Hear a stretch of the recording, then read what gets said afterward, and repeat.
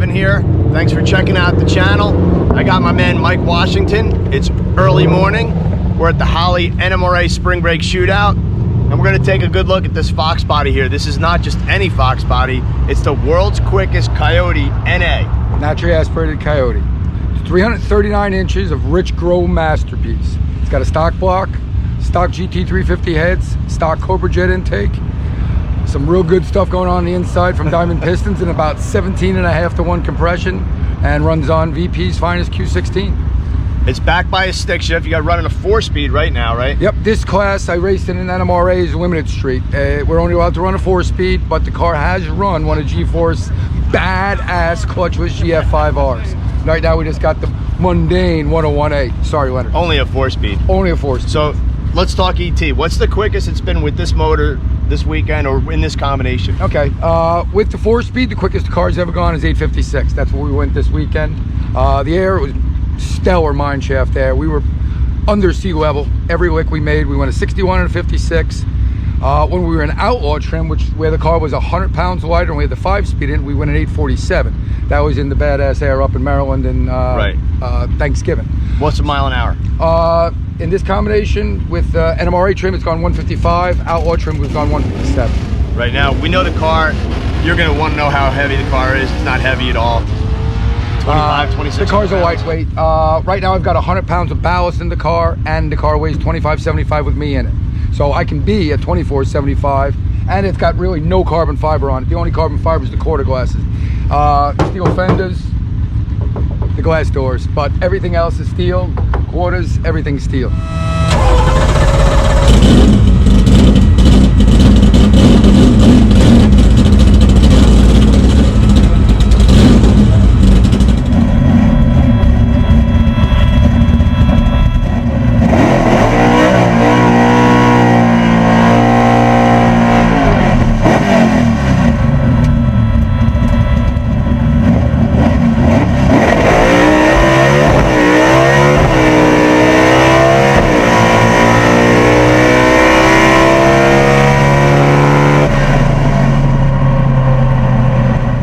Mike's out here at all the NMRA races. You do some work for NMRA, NMCA too, right? Yep. When I'm not racing the car, I do pit control, where that's when you come into the pit or the staging lanes, and you want to know where you're going, which lane. That's what I do. I direct traffic, basically. Glorified traffic director. And when he says he directs traffic, he literally parks the car after a run and goes running back up there to work. That's not his day job. His day job is he's a New York City firefighter. He climbs on buildings, dives in lakes. Just like driving a stick shift race car, I've got a good day job too. It's just as fun. So I go from that deal where it's kind of an adrenaline rush into pure evil, which is I think a more of an adrenaline rush. The car is called Pure Evil, right? What were some of the challenges or the evilness of the car trying to get it worked out? Doing something that nobody has ever done before, or everybody's told you it can't get done. It fought us from the get-go, from figuring out what engine to use, what block to use, what pistons to use. People saying that you can't do this, you can't turn at 10,000 RPM. I said, okay, we're gonna try it anyway. And this is what we came up with. We got the baddest Coyote NA car in the world. Not just because people might have misheard what you said. You said 10,000 RPM. Yeah. So what's launch, shift, and what's it go through the lights We at? leave at about 7,500. I shift it normally with this transmission at 9,200 just because of the gear ratios, and we'll go through the lights at 9,800. So I can tickle 10,000 if I have to. It's just amazing. It's not going to be friendly. If we go above 98, 9,900, normally it'll take us out of valve springs in 10, 15 passes. So let's talk a little more tech about the car. We know it's got the G-Force trans. Yep. We know it's got the rich grow motor. What is under there? So one of the biggest helps in our technology, that's not called technology, in our way to get fast, comes in the can. For you guys that don't know what a can is, it's not something you throw garbage in, it's the clutch can. Cal Aronson and Tinsy Aronson from Black Magic Clutches have improved my program immensely. He's all excited now. Yeah, because it's a badass clutch. It's an adjustable clutch, which that means is that I can adjust the base pressure and the lockup. In a normal diaphragm clutch, you can't do that without putting shims underneath it and all that crazy stuff. Everything's got to come apart.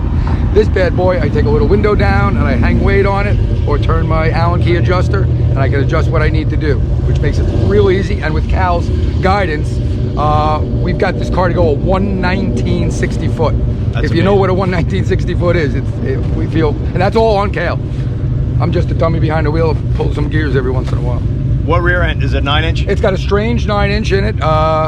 Once we went above 150 mile an hour, Strange, JC Casio from Strange recommended that we upgrade to stronger parts. So we put a Strange 9-inch in it. Strange center section, US gears, Strange axles, and all the whoa power comes from TBM brakes, which are some of the trickiest brakes on the planet. So also, I'm sure one of the things that make this car go is suspension, right? I watched it leave. It doesn't really do crazy wheelies anymore. You've done some real big wheelies in your factory stock and Coyote stock days. He's also a former factory stock NMRA champion. Yep. And you had a real good run in Coyote stock too. Yeah. So you learned a lot about Fox bodies over the years. You've raced Fox bodies forever.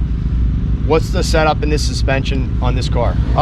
This is now into probably 3 iterations of suspension, where we went from real stock suspension with stock upper and lower torque boxes to where we put the Team Z adjustable weld-in torque boxes upper and lower. That stiffened up the chassis greatly, where the car, if anybody's watched the old YouTube videos, go check me out, FS Champ at Instagram. The car does a lot of this. Now the car just goes like that on the gear changes. So it's Team Z, everything in the rear, uppers and lowers, control arms and torque boxes, and everything in the front suspension is all Team Z. Their Outlaw rack, we put an Outlaw rack in it so we can bring the oil pan down, but I haven't had to bring the oil pan down because the Rich Girl motor doesn't eat bearings, just eats springs. When he says bring it down, he means jack the carpet, the track, pull the pan off and take a peek. That'd really be the only reason to take the pan down, right? Mike, what's some of the regular maintenance you got to do on this thing at the track? At the track, normally we just like to change the oil and plugs. Anything after that, I'm not really a fan of taking stuff apart in the sand and the dirt. The engine's way more valuable to me than having to win the next round right now, so I'm not going to try to really hurt the car. If we have a problem with it, we'll try to diagnose it. If I can fix it here, we will, but if not, we'll just put it back in the trailer. So oil and plugs are about the only thing we do. And then clutch maintenance. Normally we don't hurt the clutch, but I can get a little bit over aggressive at times, as Cal says, so we might have to put a disc in it or just take it down, sand it a little bit, and put it back together. Right now I'm just going to check a plug. We put new plugs in it before we left. Right. We've made 5 licks, so I like to check the plugs after. We've got a new set in the trailer. What plugs do you run? We run brisk plugs, and I'm not telling you which ones. What kind of life do you get out of the motor? Rich likes to see the motor every 50 passes. We've had the motor back to him 2 times, and there's really nothing going on bad in terms of the valve train, except for springs. That's the only thing we eat. And we run a pack spring. It's a standard type 123/4X, which if you know Coyotes, you know 123/4X spring. Right. Everybody uses them. And Cobra Jet upper intake. Cobra Jet upper and lower. Cobra Jet throttle body. It's like I said, it's all Ford factory stuff. Well, factory stuff from the Cobra Jet, but I call it factory because it's for Ford. Right. It's got some American Racing headers on it. Louis and Nick from ARH, they fabbed up a nice set for us, 1 7/8 to one of their trick collectors.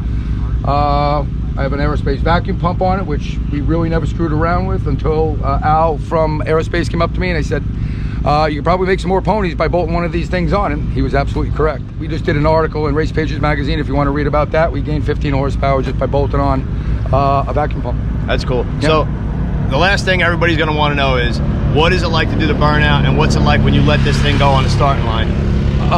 There is nothing in the world you know about letting the clutch out and just feeling that car go, boom, pull second gear. Sometimes it's in the air. Right. This car, I don't like being in the air with it. It's not a fun car. Well, because it might not come down at this power and weight level. We've rode some pretty nasty wheelies, 2 and 3 gear wheelies, where you come down nearer to the 8th mile than the 60 foot. And you hope you're pointed straight. And you hope you're pointed straight, because as everybody knows, when the front tires are in the air, you can't steer the rear tires. And we don't take our foot off the gas, never, right? No, why would you do that? I paid to run the quarter mile, I'm gonna run the quarter mile. So take real quick, take us through a run. I mean, you do the burnout, stage up. Well, again, we put it in second gear, come through the water, do my burnout in second gear. With the G101A, I don't like to bang the gears into burnout, so we just do a stationary burnout in second gear. This is a clutch assisted. It's a clutch assisted box, not a clutch, so I can't, like the GF5R, I can just bang through the gears quick and get the tires good and warm and roll into it. With the 101A, it's just a second gear burnout. Roll out of the water. I got my boy Eric from JPC Racing, who's not only a tuner, that's AEM on board, Infinity, that's what controls this engine. It's fuel injected, obviously, so Eric will line me up, put me in the sweet spot. He'll bring me in right to, I don't know, 4 or 5 inches from the pre-stage bulb. I'll roll in. With a stick shift car, it's pretty hard to stage. You don't want to heat that clutch up more than you got to, so once it's rolling, light the first bulb, put 300 pounds in the brake pressure gauge, because everybody knows if you run a stick car, you need a brake pressure gauge. Absolutely. Put 300 pounds in it, and then I'll inch up. And we have a clutch stop pedal bolt that sits so I can't push the clutch any further. We bring it up a little bit, just so that when I put it on the wood, it's 7,500 RPM on the two-step. It doesn't pull through. All 3 flash. We're going. Pull second gear right before the 60 foot. The 2-3 shift is probably about 300 foot. And put it in 4th gear right before the 8th mile, and then just hang on for another 55 mile an hour lick. That's awesome. Mike, thank you so much. Thank you, brother. We're gonna take a look at this thing. What do you think you start this thing up for us? Sure. Let's hear what this thing sounds like. Abe on camera today. This is a real race car, man. We're not worried about cleanliness. It's just, plus Mike works here, so. See that awesome long shifter, I love that. Always check neutral, baby.